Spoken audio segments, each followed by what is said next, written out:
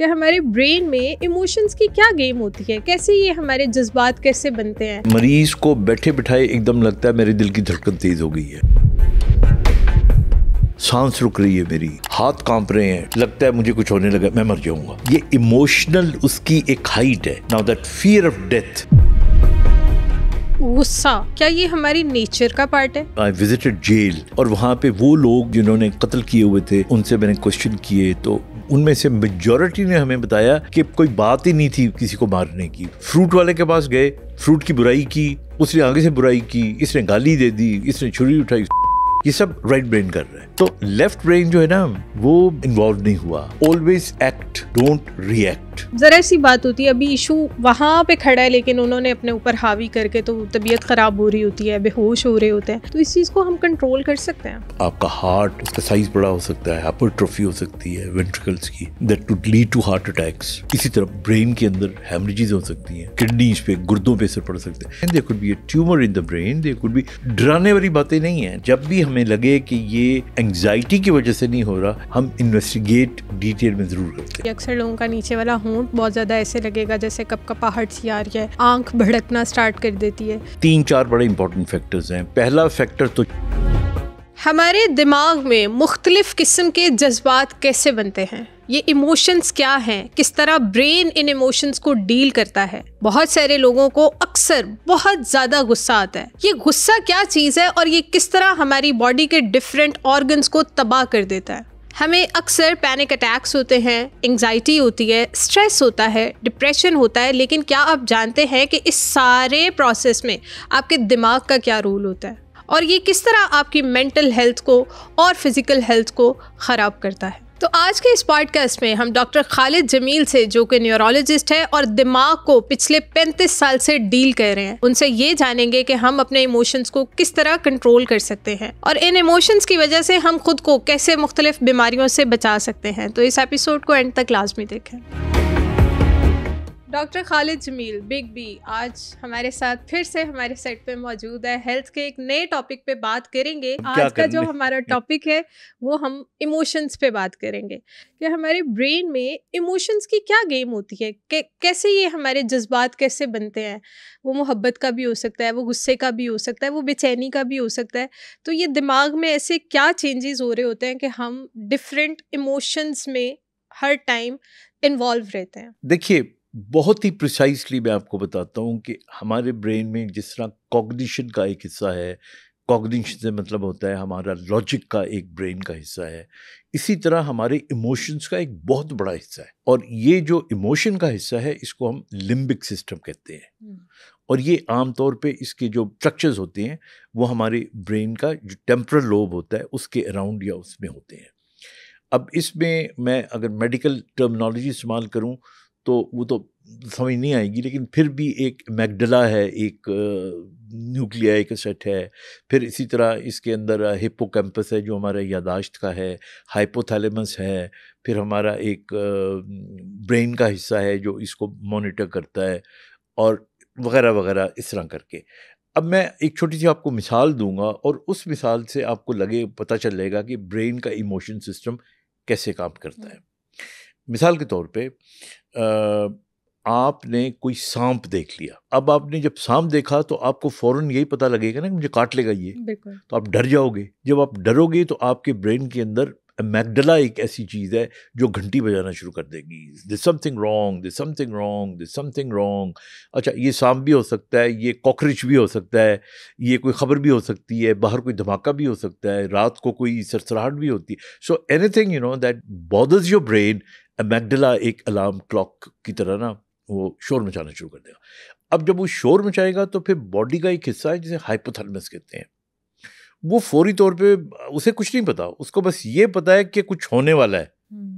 तो वो फौरी तौर पे हमारे जो डिफरेंट स्ट्रक्चर्स हैं जो हार्मोन्स पैदा करते हैं, जो न्यूरोट्रांसमीटर्स पैदा करते हैं, वो उनको जैसे कॉर्टिसोल को वो ऊंचा कर देगा, हार्ट रेट बढ़ा देगा और हमारी ब्लड वेसल्स को जो है स्क्वीज कर देगा, कहीं डायलेट कर देगा, वो अपना काम करना शुरू कर देता है। अब उसके बाद हमारे जो है ना हिप्पोकैम्पस का एक एरिया होता है, ये यादाश्त का एरिया होता है, हमारी मेमोरी का। फिर ना ब्रेन उसको कोऑर्डिनेट करता है अपनी मेमोरी से। कभी ऐसा पहले भी कभी हुआ है कि नहीं हुआ? बिल्कुल ऐसा। अगर पहले हुआ है तो वो और तरीके से रिएक्ट करेगा, और अगर पहले नहीं हुआ तो वो तो बड़ी अचंभे की बात होगी उसके लिए। तो वो मेमोरी के टिप्स वहाँ से वो लेता है, वो सारी इंफॉर्मेशन कलेक्ट करके वो फिर ब्रेन का एक हिस्सा होता है सामने वाला फ्रंटल, इसमें भेजता है। ये हमारा जहानत का या अकल का हिस्सा होता है। तो फिर अकल का जो हिस्सा है ना, वो फौरी तौर पे इस सब का सर्वे करता है, एनालाइज करता है, और वो कहता है कि हाँ वाकई खतरा है। ये भी तो हो सकता है ना कि जो सांप आपने देखा वो प्लास्टिक का बना हुआ हो, वो फिर देखेगा अच्छा ये मूव नहीं कर रहा, ये तो स्टैटिक है, इसका तो कलर ही सांप वाला नहीं है। तो वो फिर ब्रेन को कहेगा ओ यार परेशान होने की जरूरत नहीं है, इजी। और अगर वो कहेगा कि ये वाकई सांप है, तो जितना अभी तक कारोबार ब्रेन में हो चुका होगा, उसके बाद फिर एक और हिस्सा बीच में आ जाएगा, that's your parietal lobe, action वाला हिस्सा। वो भी फौरी तौर पे कोई डंडा ढूंढेगा जिसमें आइज़ भी इन्वॉल्व हैं, फिर ब्रेन का दूसरे हिस्से भी इन्वॉल्व हैं, या जूती या खुद जंप मार के बेड पे खड़ा हो जाएगा, सांप को देखता रहेगा। और मैंने देखा है कुछ लोग तो जिस तरह आप छिपकली, लड़कियों में ख़ास तौर पे, वो और कुछ नहीं तो छिपकली मारे ना तो वैसे ही ना वो चप्पल नीचे मार के करती रहती है जब तक कि छिपकली बाहर ना निकल जाए। So that's the logical part of the brain is telling them. तो ये एक सर्कल है जो इमोशंस को चलाता है। अब कई लोगों का ये जो सर्कल होता है ये इतना अपडेटेड नहीं होता। उनका जो एमिग्डाला है वो जरूरत से ज्यादा छोटी छोटी बातों पे एवं शोर मचाना शुरू कर देता है, पैनिक हो जाता है। मतलब जरूरत नहीं होती, वो एकदम पैनिक हो जाता है। अच्छा, कईयों का जो फिर जो वो पैनिक होता है, कईयों का हाइपोथैलेमस ओवर रिएक्ट कर जाता है, अभी कुछ हुआ नहीं है लेकिन वो सारे बंदोबस्त करने शुरू कर दिए उसने। अच्छा, कई लोग जो होते हैं वो इसी तरह मेमोरी उनकी सही नहीं होती, they could not choose the right part of the memory. तो इसके लिए फिर आपको you need to have a good mental health, you need to have a good physical health as well. बिल्कुल ठीक। So that's how it works. Doctor साहब, जैसे आपने बताया कि कुछ लोग ज़रूरत से ज़्यादा पैनिक हो जाते हैं, ओवर रिएक्ट कर जाते हैं, तो यानी उनका जो एमिग्डाला है वो ज़रूरत से ज़्यादा एक्टिव होता है, तब ऐसा होता है। ठीक है, तो इस चीज़ को आया हम कंट्रोल कर सकते हैं कि लोग छोटी छोटी बातों पे पैनिक हो जाते हैं? अक्सर हमारे पेरेंट्स पैनिक हो जाते हैं, या हमारी सराउंडिंग में ऐसे लोग होते हैं जो बहुत ज़रा सी बात होती है, अभी इशू वहाँ पे खड़ा है लेकिन उन्होंने अपने ऊपर हावी करके तो तबीयत ख़राब हो रही होती है, बेहोश हो रहे होते हैं। तो इस चीज़ को हम कंट्रोल कर सकते हैं? देखिए, इसको मैं अगेन प्रिसाइसली आपको बताता हूँ। 3-4 बड़े इंपॉर्टेंट फैक्टर्स हैं। पहला फैक्टर तो जेनेटिक है। जिनकी फैमिलीज़ के अंदर ये रवैया है जज्बाती और पैनिक वाला, वो तो इसी तरह ही रहते हैं। वो बहुत ही ठीक होने के चांसेस नहीं, ठीक हो जाते हैं लेकिन मतलब ये रहता है, एक एलिमेंट तो रहता है उनके अंदर, ये तो बिकॉज जेनेटिक मेक ऐसी है ना आपकी। दूसरे नंबर पे वो लोग आते हैं कि जो मेडिकली जनरली फिट नहीं होते, मतलब ये किसी को डायबिटीज़ है, किसी को हाइपरटेंसिव कोई पेशेंट है, गुर्दों का कोई प्रॉब्लम है उसको, लिवर का कोई प्रॉब्लम है उसको, यानी this kind of a medical illness. तो मेडिकल इलनेस जो होती है ना, वो आपका जो हौसला होता है उसको कम कर देती है, तो फिर आप जल्दी पैनिक पे चले जाते हैं। अच्छा, तीसरा वो कैटेगरी होती है लोगों की जो बहुत सेंसिटिव होते हैं, ओवर थिंकिंग करते हैं। हाँ, तो ओवर थिंकिंग करने वाले जो लोग होते हैं ना, उनको एंग्जाइटी होती है। अच्छा, एंग्जाइटी क्या है? एंग्जाइटी जो होती है ना, एक चीज़ अभी हुई नहीं, उससे पहले ही आपको डर, परेशानी और आपकी बॉडी में तबीयत खराब होनी शुरू होगी। This is called anxiety. और जब एक बुरा हो जाए तो उसके बाद आप परेशान हो जाओ और आप यू डोंट फील गुड, ये फिर डिप्रेशन होती है। ओके, एंग्जाइटी है सदमे से पहले की टेंशन, कि हम बस ये सोच रहे हैं ऐसा हो ना जाए, ऐसा हो गया तो क्या करेंगे। अच्छा, सदमे के बाद भी कुछ लोग उसको कैरी करते हैं, तो एंग्जाइटी कैरिड भी होती है। अब हमारे यहाँ पैनिक अटैक्स हैं जिस तरह, तो पैनिक अटैक्स में क्या होता है, कोई ना कोई वाकया पेश आया होता है, आपने किसी को मरते हुए देखा होता है। मुझे याद है कि एक मेरा पेशेंट था, तो उसने देखा कि उसके सामने वो मोटरसाइकिल पे जा रहा था, उसके सामने जो 7 वाला मोटरसाइकिल वाला था, ट्राले से टक्कर हुई और ट्राला जो था उसका जो पहिया था वो उसकी छाती और पेट के ऊपर आ गया। He was alive till then. कई लोग उसके कैमरे से पिक्चर्स बना रहे थे, कह रहा था कि मेरे घर में बता दो, मेरे घर में बता दो, कहते कहते कहते ही डाइड। अब कहता है वो मर गया, मैंने उसको देखा, देखने के बाद अब मुझ में हिम्मत नहीं कि मैं मोटरसाइकिल चलाऊं, मुझे लगता था कोई ट्राला मुझे भी मार देगा। अब वो हाथ से उसको पकड़ के घसीट के मोटरसाइकिल को अपने घर गया। And then for the next 3-4 months he could not sit on the motorbike. उसको जब भी वो बाहर निकलता, फिर ट्राले को देख के उसको ख्याल आता, अब ऐसा हो नहीं रहा लेकिन उसको लगता कि मुझ पे चढ़ जाएगा या मैं मोटरसाइकिल चलाऊंगा and this will happen to me. कुछ इंसिडेंट्स ऐसे होते हैं कि आपके ब्रेन पे वो इतना गहरा मार्क छोड़ते हैं। अच्छा, फिर क्या हुआ कि लोग समझाते हैं, फिर मतलब दम किया, बहुत से काम किए, कुछ दवाइयाँ खाई लोकल डॉक्टर्स की, बेहतर भी हो गए। लेकिन वो जो एक सर्कल बन गया था, ये बाज़ औक़ात खुद ही हरकत में आ जाता है। और पैनिक अटैक्स हम उनको कहते हैं कि फिर ये लोग बैठे हुए होते हैं, वो वाकया सबकॉन्शियस में भी चला गया, लेकिन मरीज को बैठे बिठाए एकदम लगता है मेरे दिल की धड़कन तेज हो गई है, मेरा मुंह खुश्क हो रहा है, सांस रुक रही है मेरी, हाथ कांप रहे हैं, ठंडे हो रहे हैं हाथ मेरे, पसीना आ रहा है, मुझे लगता है मुझे कुछ होने लगा, मैं मर जाऊंगा। Now that fear of death, ये इमोशनल उसकी एक हाइट है, बिकॉज डेथ से आगे तो कोई चीज़ नहीं है ना। अब जितने भी सेंसिटिव और इमोशनल लोग होते हैं वो खुद से ज़्यादा अपनों से प्यार करते हैं, अपने बच्चों से, अपनी बीवी से। तो पहला जो थॉट आता है, मैं अपने पेशेंट से अक्सर पूछता हूँ before I refer them for counselling, पहला जो थॉट आता है उनको ये होता है कि डॉक्टर साहब मुझे लग रहा था मैं मर गया तो मेरे बच्चों का क्या बनेगा, मेरी बीवी का क्या बनेगा। तो that kind of sentences are almost common and I am sure जो लोग सुन रहे होंगे उनमें अगर कोई ऐसे होंगे तो उनको पता होगा कि ये सीक्वेंस ऐसे होती है। अच्छा, फिर उस पेशेंट को उस स्टेट से निकालने के लिए कोई तरीका नहीं है, उसको फौरी तौर पे वो कहता है कि जी मैं ले चलो, मैंने हॉस्पिटल ले जाओ। सो दे गो टू हॉस्पिटल और अ डॉक्टर। अब डॉक्टर देखता है तो उसका ब्लड प्रेशर बहुत हाई होता है, पल्स बहुत तेज़ होती है। अब कई जो छोटे क्लिनिक्स होते हैं या जो नहीं समझ पा रहे, वो फौरी तौर पे कह देते हैं ओए तुम्हारा तो हाई ब्लड प्रेशर है, तुम्हें तो कुछ हो जाएगा। हालांकि उसको बाज़ औक़ात वो सुकून का टीका लगा दें, ये टैबलेट दे दें, तो उसको लगता है कि मेरी सेटिस्फेक्शन हो गई है, वो ठीक हो जाता है, ठीक हो के वो घर आ जाता है। एंड देन दिस अकर्स, ये बार बार 15 दिन बाद, महीने बाद, 1.5 महीने बाद, या कभी बैठे बैठे टीवी पे कोई एक्सीडेंट देख लिया, तो फिर से अटैक, मूवी में समंदर में डूबते हुए किसी को देख लिया तो फिर ये अटैक हो गया। तो आई मीन इस किस्म की कंडीशंस हो सकती हैं। एंग्जाइटी पे बात की हमने, स्ट्रेस को थोड़ा सा डिस्कस किया, पैनिक अटैक्स पे बात की। मुझे ये बताइए, गुस्सा क्या ये हमारी नेचर का पार्ट है? कि मतलब जिनकी नेचर में कहते हैं ना बड़ा गुस्से वाला है, हाँ, ठीक है, ये गुस्सा भी एक इमोशन है, तो ये हमारी नेचर का पार्ट है कि ये भी हमारी इमोशंस की वजह से ही गुस्सा जो है बहुत हम हाइपर रहते हैं, और कुछ लोग उतने ही काम होते हैं, उतने ही कूल माइंडेड होते हैं, उन्होंने कभी गुस्सा उस तरह किया ही नहीं होता। आई थिंक गुस्सा जो है ना, जिस आदमी में गुस्सा ना हो he is a dead man.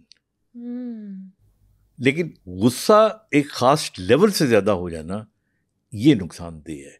इसी तरह एक आदमी जिसको टेंशन नहीं होती, he is also dead man. लेकिन जब आपकी टेंशन एक्सीड कर जाती है, वहाँ से प्रॉब्लम शुरू होता है। और जो इमोशंस हैं हमारे, you know, we got good emotions and bad emotions. हमारे पॉजिटिव इमोशंस के अंदर मोहब्बत है, एनवी करना किसी को, तारीफ़ करना किसी को, खुश रहना किसी को, रखना किसी को, खुद खुश रहना, किसी के बारे में अच्छा सोचना, किसी और किसी को देख के अगर वो तकलीफ़ में है तो दर्द महसूस करना, ये गुड इमोशंस हैं। जो बैड इमोशंस होते हैं उनके अंदर नफ़रत आ जाती है, उसके अंदर लालच आ जाती है, उसके अंदर सेल्फ लव आ जाता है, उसके अंदर खुशामद आ जाती है।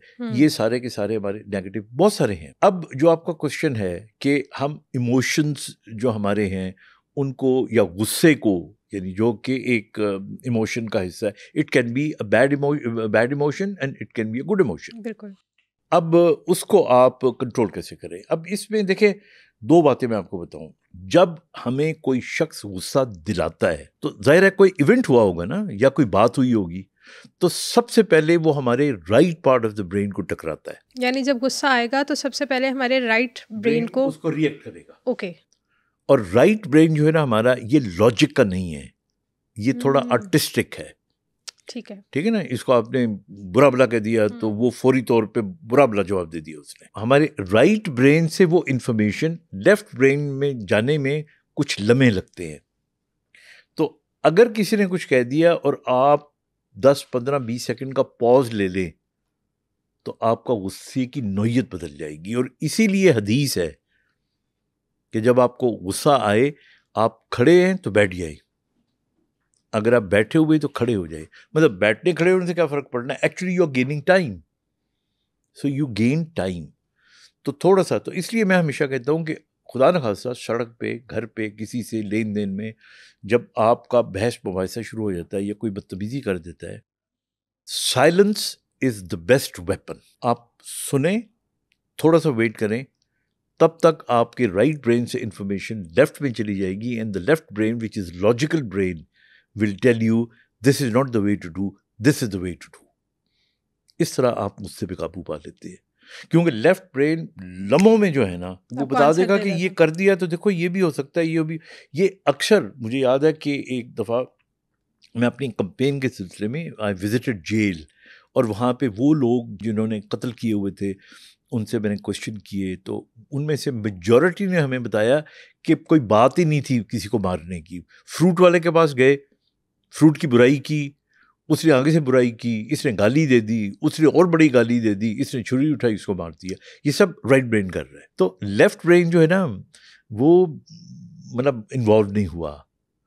तो इसलिए मेरा एक जुमला आप याद रखिए, जो मैं अपने अक्सर लेक्चर्स में, कि ऑलवेज एक्ट, डोंट रिएक्ट। जब आप एक्ट कर रहे होते हैं तो अपने ब्रेन को इस्तेमाल करके आप कोई नतीजा निकाल के काम कर रहे होते हैं। जब आप रिएक्ट कर रहे होते हैं तो अगला बंदा आपको कंट्रोल कर रहा होता है। उसने गाली दी, आपने आगे से उसने बुरी बात की, आपने जवाब, so he is controlling you. When you act yourself, तो you should act, you control the person, and this is how you control गुस्सा और एंगर ऑल्सो। तो इसलिए आई थिंक ज़िंदगी में ये जो पॉज है, और मैं आपको बताऊँ, हमारे यहाँ जो मेजॉरिटी झगड़े लड़ाइयाँ होती हैं और गुस्से जो सबसे ज़्यादा आते हैं, घर में सबसे ज़्यादा आते हैं। बिल्कुल ऐसा, मियाँ और बीवी, मतलब कोई बात नहीं होती, छोटी सी बहस शुरू होती है, बहस करते करते करते वो बढ़ा देते हैं। तो मेरे पास जब कई दफ़ा पेशेंट्स आते हैं, काउंसलिंग के लिए भी आ जाते हैं, तो आई टेल देम, याद रखना मियाँ बीवी की लड़ाई में हारने वाले की जीत होती है। So never try to win. और दूसरी बेस्ट तरीका ये है कि जब भी आपकी बहस हो, अपनों में आप छोड़ भी नहीं सकते उनको, तो जगह छोड़ के आप बाहर आ जाइए, जो कि मैं अक्सर करता हूँ। मैं भी करती हूँ। मैं भी करती हूँ। That's a wise thing, you know.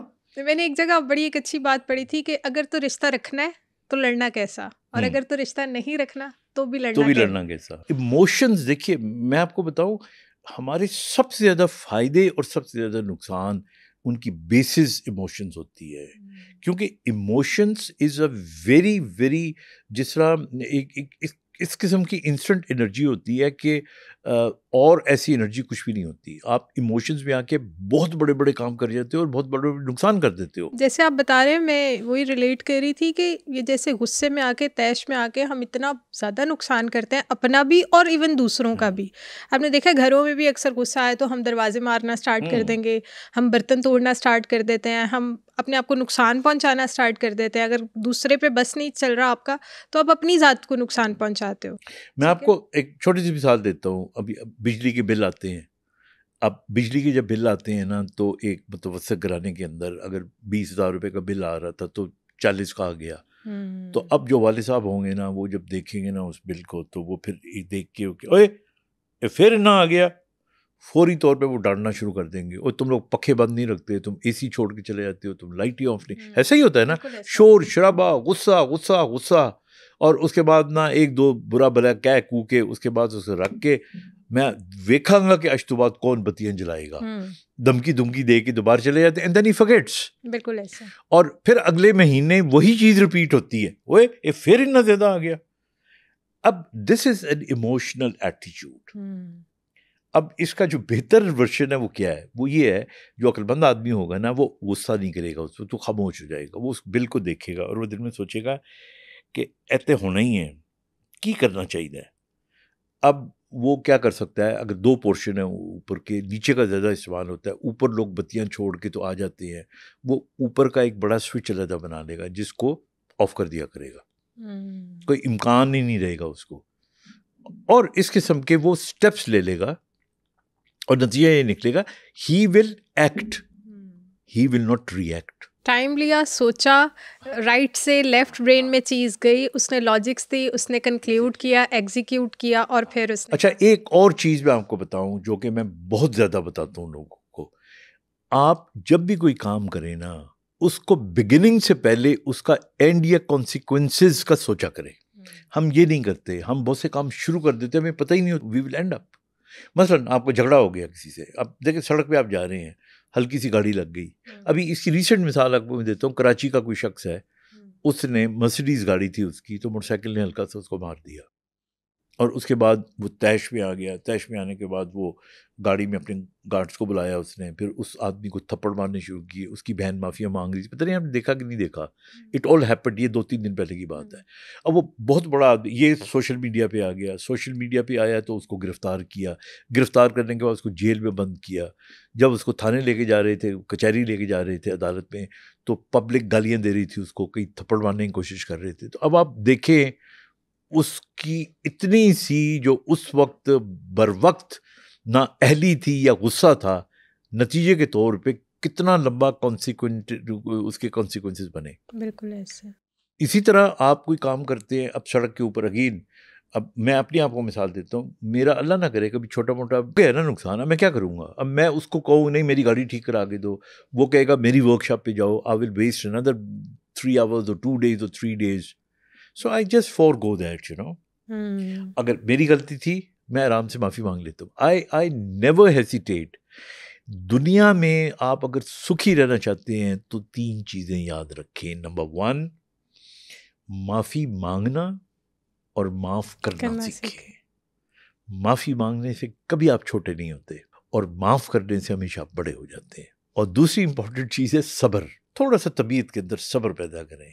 आपकी बारी नहीं आई तो कोई बात नहीं, आ जाएगी। बाज़ों का दंगा फसाद आप करोगे, बारी और लेट हो जाएगी आपकी। और तीसरी चीज़, सारे इमोशनल बातें मैं बता रहा हूँ, तीसरा जो इमोशन, शुक्र।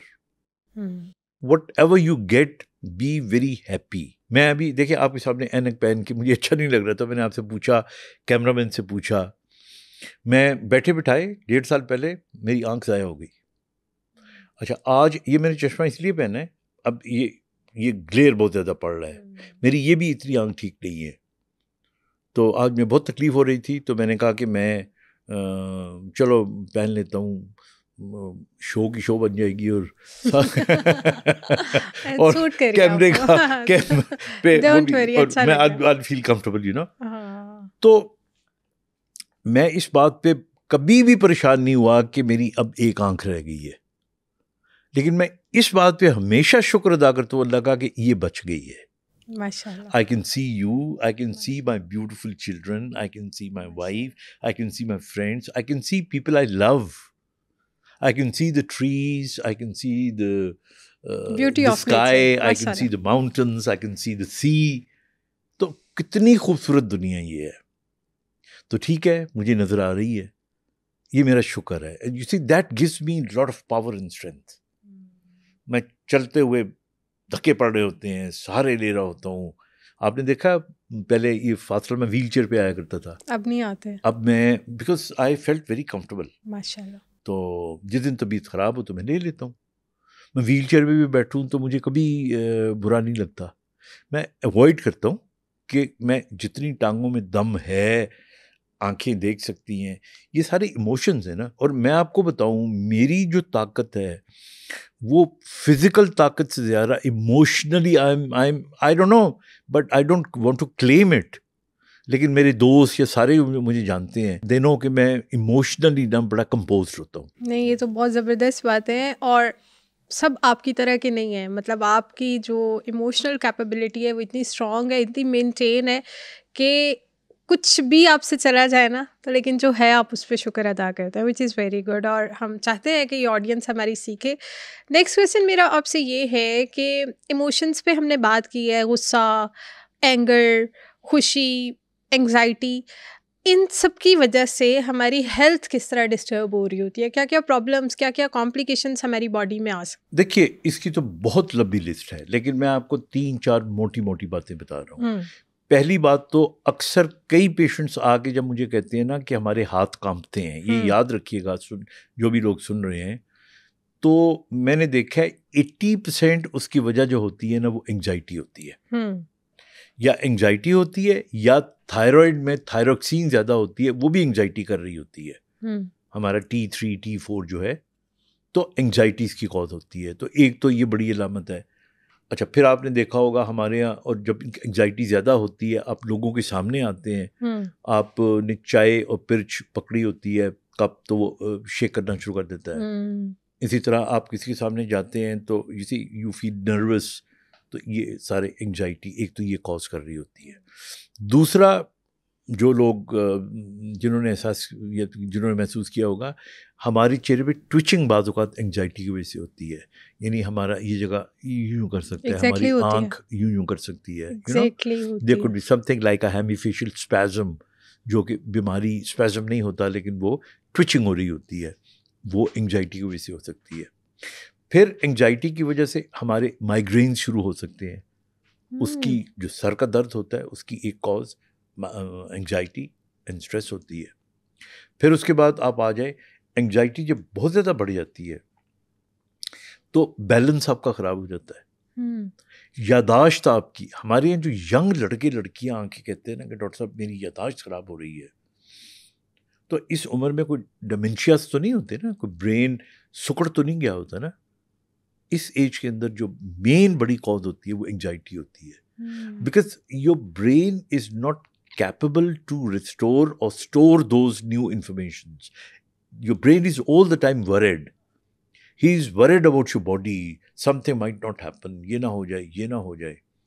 तो memory loss, memory, चीज़ों का भूल जाना, चीज़ों को याद ना रहना, ये एंग्जाइटी की वजह से हो जाता है। फिर और सीरियस बीमारियों की तरफ आप आ जाएं। हमारे यहाँ कभी आप गौर से देखिएगा कि बाज़ आपको बड़े, हमारे ये जो इलाके हैं, विदाउट नेमिंग दोज इलाका, लोग लस्सियाँ पी रहे हैं और कढ़ाई गोश्त खा रहे हैं, इतने मोटे मोटे पेट हैं, भाग चल रहे हैं, एक्सरसाइज भी नहीं कर रहे, उनके अंदर हार्ट अटैक्स कम होते हैं एज़ कम्पेयर टू जो एग्जेक्टिव फिगर्स होती है। उसकी रीज़न क्या है? उसकी रीज़न स्ट्रेस है और एंग्जाइटी है। अगर आपकी एंग्जाइटी बहुत ज़्यादा बढ़ जाती है, it disturb your blood pressure, और आपका ब्लड प्रेशर बहुत लॉन्ग पीरियड के लिए डिस्टर्ब रहेगा। दैट कैन कॉज आपका हार्ट, उसका साइज़ बड़ा हो सकता है, हाइपरट्रोफी हो सकती है वेंट्रिकल्स की, that would lead to heart attacks. इसी तरह ब्रेन के अंदर हैमरेजेस हो सकती हैं, किडनीज पे, गुर्दों पे असर पड़ सकते हैं।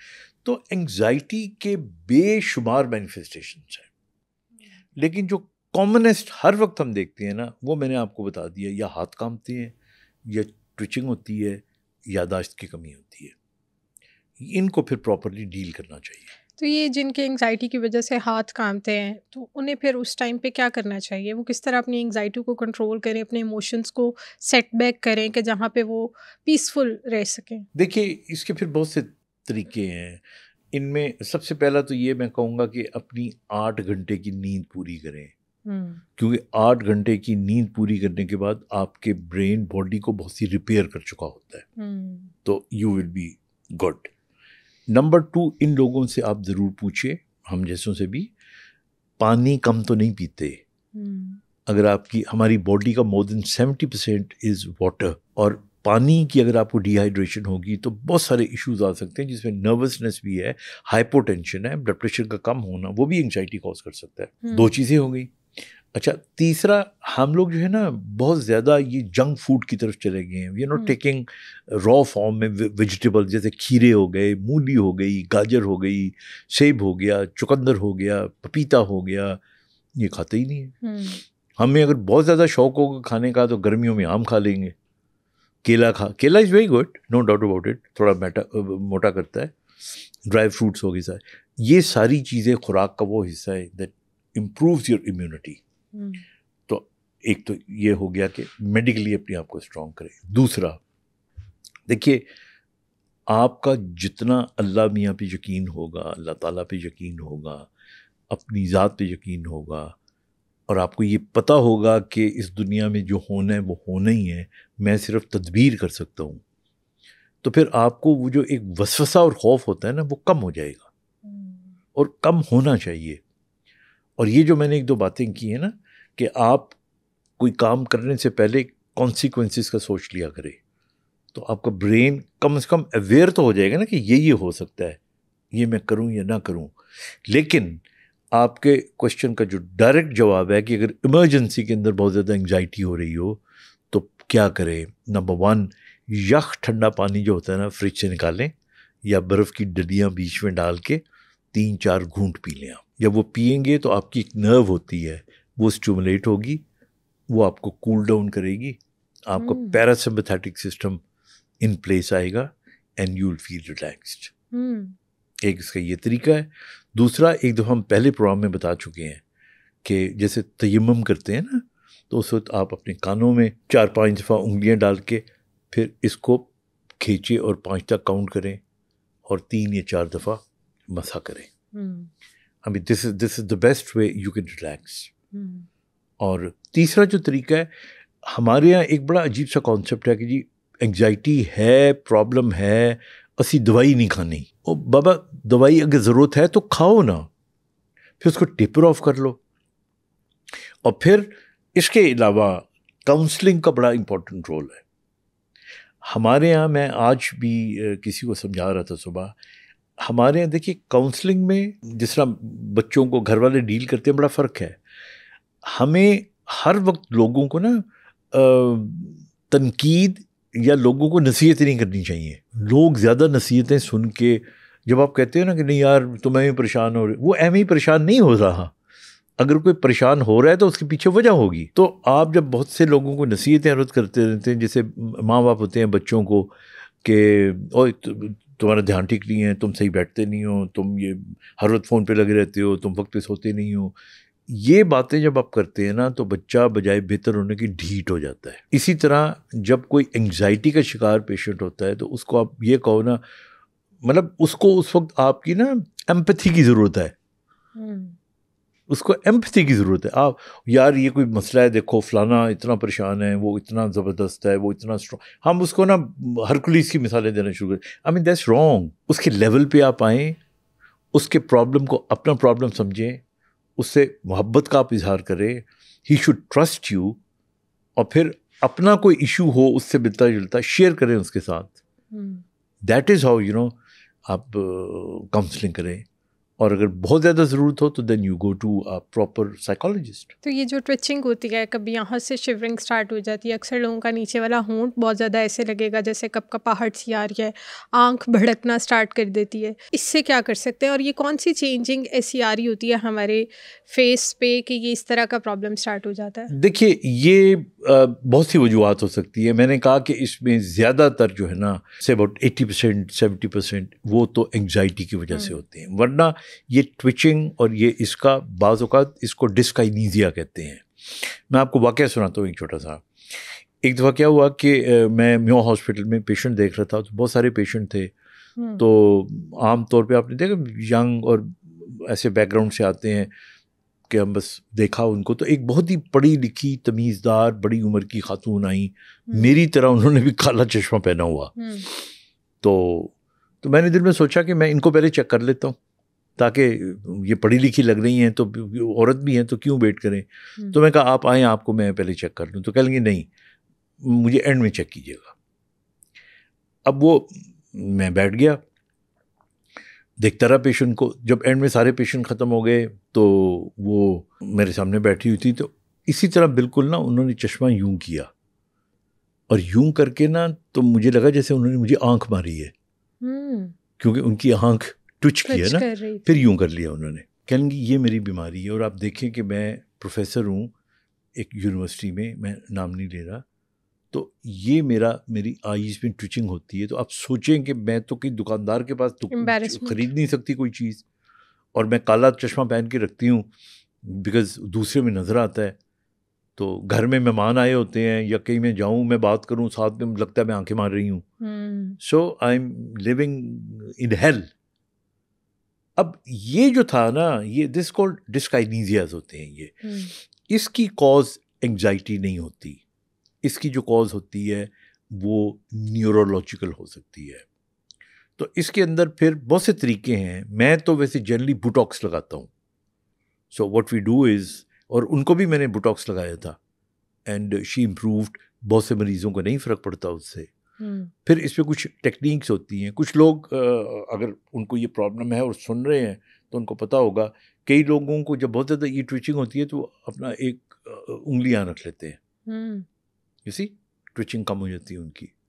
अच्छा, आइज की ट्विचिंग को कईयों को हम कहते हैं कि जी आप चश्मा जो है ना थोड़ा यूं करके पहन लें। यूं पहनने से ये इससे टच करें या बड़े फ्रेम का ले लें तो कम हो जाता है।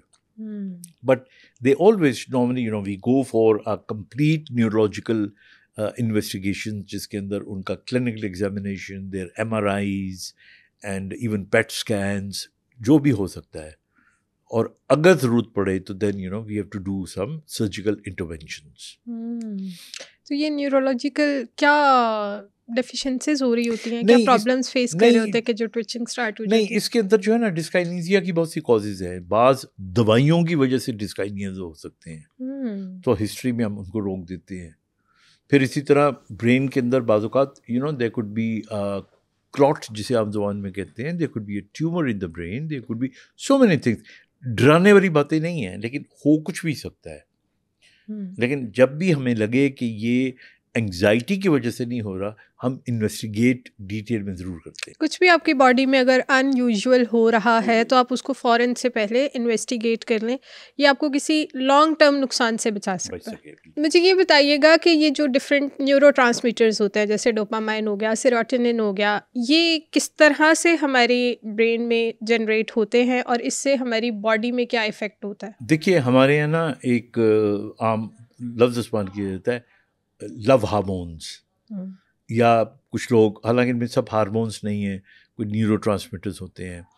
और ये 4 ऐसे हैं कि दे आर वेरी इंपॉर्टेंट, जो कि आपके इमोशंस को, आपकी मोहब्बत को, उसको कंट्रोल करते हैं, बेहतर करते हैं। जिनके अंदर सबसे ज़्यादा मैं सोशल मीडिया पे देख रहा होता हूँ, डोपामीन का लफ्ज़ इस्तेमाल होता है। अच्छा, डोपामीन डेफिनेटली आपको खुशी देता है, लेकिन डोपामीन मतलब बहुत सारी ज़्यादा काम करता है बॉडी में। यानी हमारी जो मूवमेंट्स होती हैं बॉडी की, इन सबको कंट्रोल करने वाला भी डोपामीन है। हमने उसको ना बस वो लव और उसका खुशी का हार्मोन बना के तो उसको छोड़ दिया, ऐसा नहीं है। That is basically deficiency of dopamine.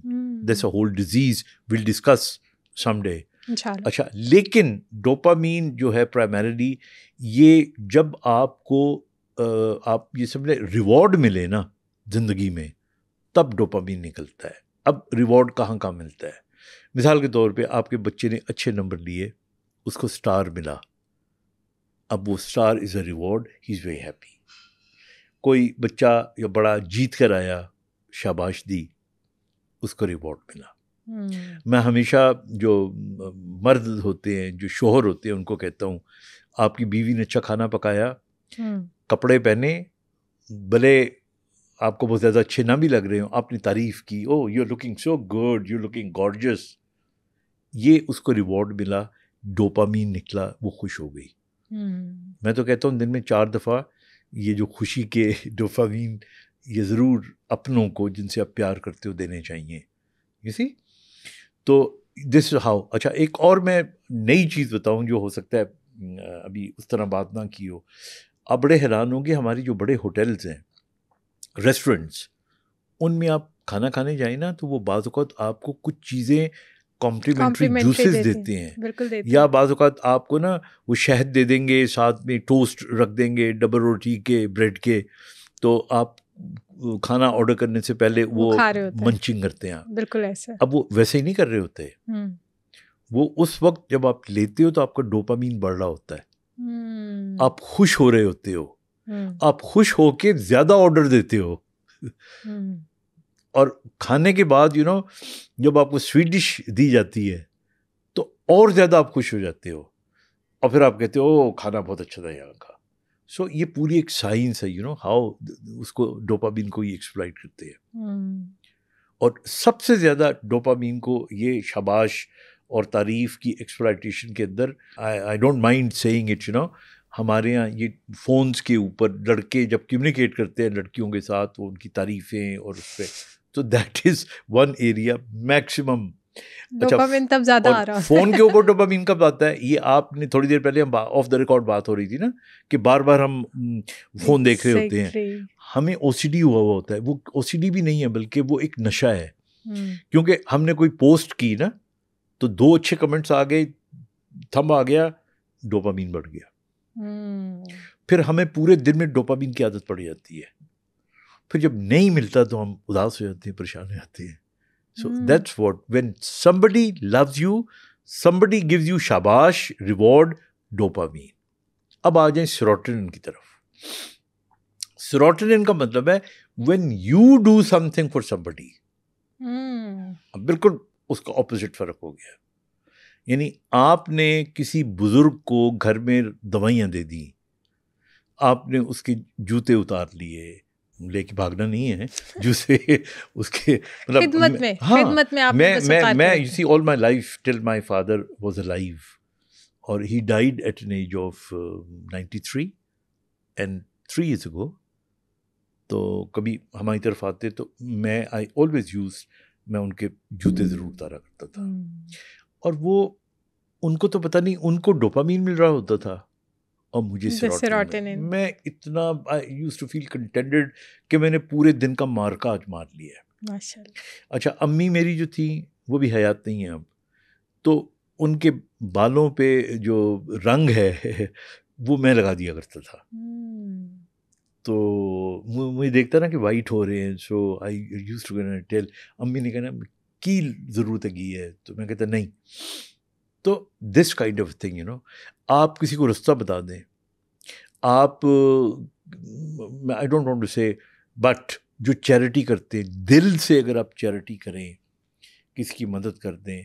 हम डॉक्टर हैं, अगर कोई पेशेंट हमें लगे कि अफोर्ड नहीं कर रहा तो उसकी फ़ीस कम कर दें या ना लें उससे, ठीक है ना।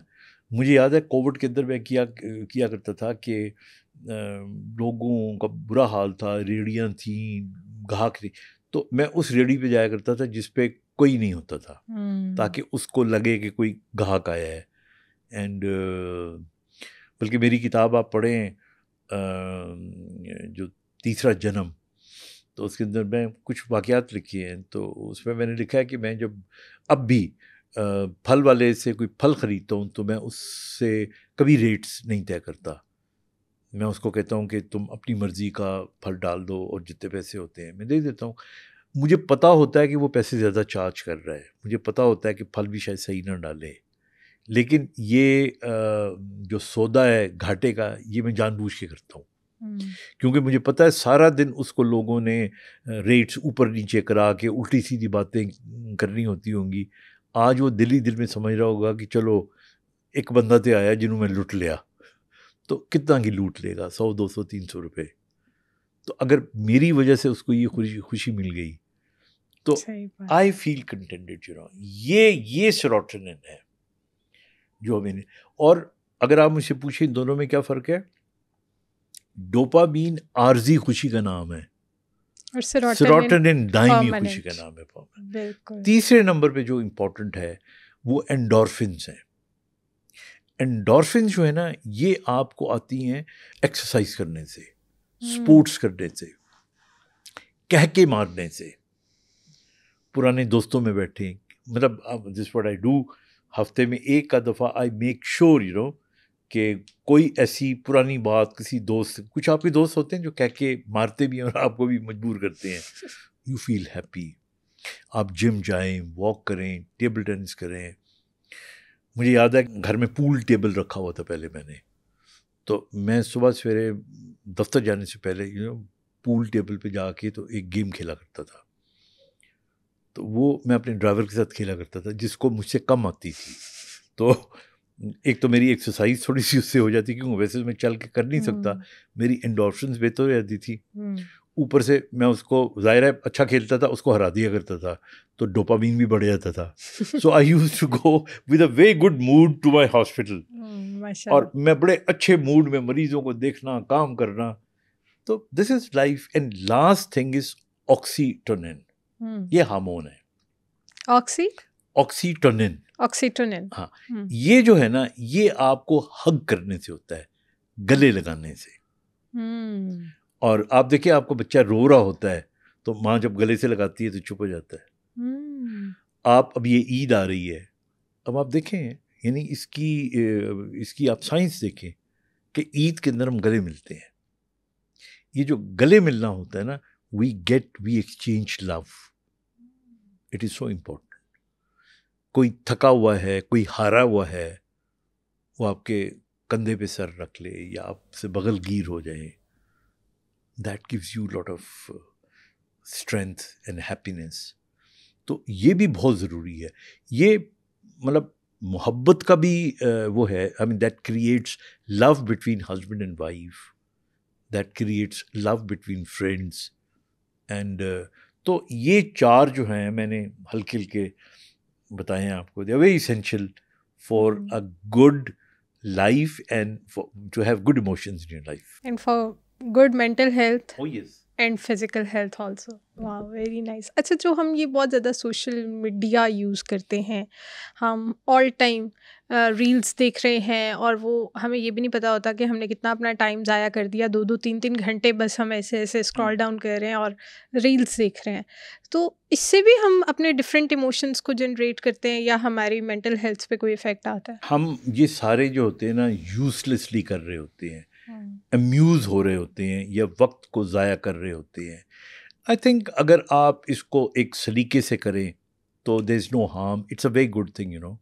जितनी लर्निंग इस मीडिया से होती है, लेकिन इसमें मेरी 2-3 गुजारिशात हैं। नंबर 1, हमारे यहाँ 3 किस्म के फ़िलासफ़र्स पैदा हो गए हैं। एक तो वो हैं, उन्हें खुद कुछ नहीं पता होता, उन्होंने किसी की बातें सुनी होती हैं, अपने लफ्ज़ों में ट्रांसलेट करके तो पहुँचा देते हैं, उसमें डेप्थ नहीं होती। दूसरी कैटेगरी वो लोग की होती है जो क्वालिफाइड नहीं होते और वो आपको बहुत सारी बातें बता रहे होते हैं। ये बड़े ख़तरनाक लोग हैं। मसलन एक मिसाल के तौर पे एक डॉक्टर नहीं है, मेडिकल डॉक्टर, और वो डॉक्टरों की टिप्स दे रहा है। मसलन he could be a good psychologist, but you know he is not a doctor of medicine. तो हमारी बहुत सारी ऐसी चीज़ें हैं, मैं पॉइंट आउट नहीं कर रहा, जिनके ऊपर आपका फ़र्ज़ है कि आप ना जब भी कोई इस किस्म की अकल की बात सुनना चाहें तो प्रोफाइल देखें उसका, वो उस फील्ड में क्वालिफाइड है या नहीं। क्योंकि जो क्वालिफाइड होगा उसको फिर ख़तरा होगा अपनी साख्त का भी, तो he would not like to talk rubbish. तो अभी मैं देख रहा होता हूँ कि लाइफ एक्सपीरियंस के बारे में, मैं 18 साल का लड़का, मतलब वो लेसन दे रहा है, मैं लाइफ लेसन दे रहा है कि जो हमारी जाके 70 साल की उम्र में, 68 या 65 साल की उम्र में हम देते हैं, नहीं तो वो फेक हो जाता है ना। तो इसलिए मीडिया को इन्फॉर्मेशन के लिए इस्तेमाल करना है तो ये तरीका है। नंबर 2, गूगल आ गया। हर चीज़ को आप गूगल करते हैं, आपको उसका बैकग्राउंड ही नहीं पता होता। मतलब मैं हेल्थ को गूगल करूँ तो मुझे समझ आ जाती है, लेकिन मैं मैकेनिक्स को गूगल करूं तो मुझे नहीं पता चलेगा। हिस्ट्री का थोड़ा बहुत पता चलेगा, कहानियाँ होती है। रिलीजन का भी ज़्यादा तफसील नहीं पता होगी, बिकॉज इतने वर्शन आ जाएंगे, हमें इतनी वेबसाइट्स आ जाएंगी। तो अगर अम्यूज़मेंट के लिए आपने करना है तो अम्यूज़मेंट का मतलब होता है फिर थोड़ा सा ना, कोई गाना सुन लिया, चलो कोई म्यूज़िक देख लिया, कोई, और चौथा करंट अफेयर्स होता है। हमारे यहाँ सबसे ज़्यादा चस्का लोग करंट अफेयर्स में लेते हैं कि जी वो लड़की उसके साथ भाग गई, उसने उसको गोली मार दी, सियासतदान ने ये कह दिया। तो मेरे ख्याल में I am not against social media, मैं तो खुद सोशल मीडिया इस्तेमाल करता हूँ, आता हूँ उसके ऊपर। आप अपने काम कर रहा हूँ, मैं मरीज़ देख रहा हूँ तो मुझे मरीज़ ही देखने चाहिए। कभी कभार बीच में मुझे कोई मैसेज देखना होता है, वो भी पेशेंट का होता है। मैं रात को मैंने प्रिपरेशन करनी होती है अपने लेक्चर्स की, उसके लिए मैं देख लेता हूँ। बट ये जो है ना, हर वक्त बेचैन रहना, ये जिस तरह मॉर्फिन की एक नशई को मॉर्फिन की ज़रूरत होती है ना, तो इस हर वक्त उसको देखना, नहीं हुआ कुछ नहीं कर रहे। ये एक ज़माने में जो हमारे यहाँ तंबाकू नोशी सिगरेट पीने वाले नौजवान थे ना, और बड़े भी, मतलब सुबह सिगरेट पिया, उसके बाद उसका मज़ा आया, उसके बाद मज़ा नहीं आ रहा होता था, किसी का इंतज़ार किया, अब इंतज़ार में 10 मिनट कैसे गुजारें चलो जी एक सिगरेट ला लो। So this is becoming an addiction. इसको एंड करते हैं। लास्ट पे सिर्फ आप हमारी ऑडियंस को वो टिप्स बता दें, वो मेडिटेशन या डीप ब्रीथिंग, वो क्या करें कि वो अपने इमोशंस को कंट्रोल कर सकें। वो अगर बहुत गुस्से में रहते हैं तो उसको कंट्रोल कर सकें, बहुत खुश रहना चाहते हैं तो उन्हें क्या एक्टिविटीज़ अपनी लाइफ में शामिल करनी चाहिए? बहुत मुख्तसर मैं आपको बताता हूँ। खुश रहने का तो एक ही तरीका है कि वो लोग जो ऐसी बातें करते हैं जिनसे आप दुखी होते हैं उनसे मिलना छोड़ दें या कम मिलना शुरू कर दें। अगर ज़िंदगी से उनको आप मतलब मैं ब्लॉक का लफ्ज़ नहीं इस्तेमाल करूँगा, अनफ्रेंड कर सकते हैं तो ज़रूर कर दें। वो कांस्टेंट सोर्स ऑफ इरिटेशंस होते हैं। फिर आप कहेंगे कुछ लोग रिश्ते ऐसे हैं जिनको आप निकाल नहीं सकते, जिनको आप नहीं निकाल सकते, इग्नोर तो कर सकते हैं ना, तो उनको इग्नोर करना शुरू करें, वरना there is no end to this. Number 1।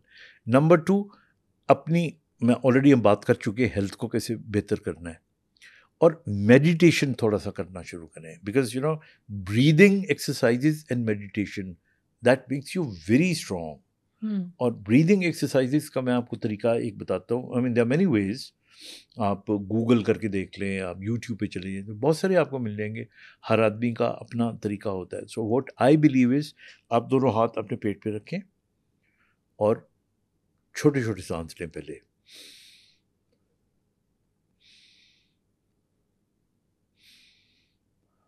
आप 6-7 दफ़ा 8 दफ़ा छोटे छोटे सांस लें। उसके बाद फिर एक लंबा सांस लें आंखें बंद करके, और उस सांस को आप फील करें कि ये मेरे नॉस्ट्रिल से होता हुआ मेरे लंग्स में जा रहा है और फिर मेरे लंग से निकल के वापस आ रहा है। आप बेशक अभी मैं करता हूँ, आप मुझे कॉपी करके देखिएगा and you will feel immediately relaxed. अब हम करने लगे हैं। अब 1 2 3।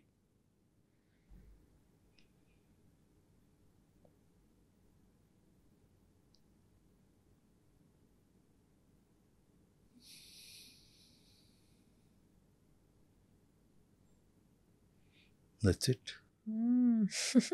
Amazing. You'll feel relaxed.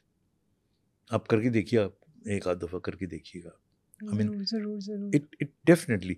Number 2, meditation. अब हमारे यहाँ मेडिटेशन के भी बहुत से तरीके हैं। Yoga is physical exercise with meditation primarily. मतलब एक डेफिनेशन ये भी है इसकी। अच्छा, मेडिटेशन में जो लोग होते हैं ना, वो फोकस करते हैं। कोई आपको कहेगा कि दीवार पे एक नुक्ता बना लो और बैठ जाओ और उसको देखो, कोई आंखें बंद करके। I've got another way of meditating. मैं आइडिया को फोकस करता हूँ, और जहाँ ज़्यादा लोग हों या ज़्यादा रश और भीड़ हो, मैं वहाँ पे मेडिटेट करता हूँ। बिकॉज इतनी डिस्ट्रैक्शंस हो रही होती हैं, उसके अंदर से निकल के आप अपने फोकस से ना हटें। मेरे ख्याल में that is the strongest way of meditation. मतलब आप गाड़ी में गए, आप रश में फंसे हुए हैं, बजाय परेशान होने की, I will just focus something, there could be one point. मैं फिर उसी पे, फिर मेरी आंखें भी मतलब कुछ देख रही होंगी लेकिन उसको नज़र नहीं कुछ आ रहा होता, उसको मेरा फोकस, सारा ध्यान। हमारी आंखें क्या हैं? हमारी आंखें तो एक दरवाज़ा है जहाँ से लाइट जाती है। देखता तो हमारा दिमाग है ना, और ये दिमाग इंटरप्रिटेशन करता है उसकी। तो दिमाग जहाँ फोकस्ड हो जाए तो फिर आपकी आंखें जहाँ भी जाएं कोई फ़र्क नहीं पड़ेगा। ओके, वाह, very nice, thank you so much. बहुत मज़े का सेशन।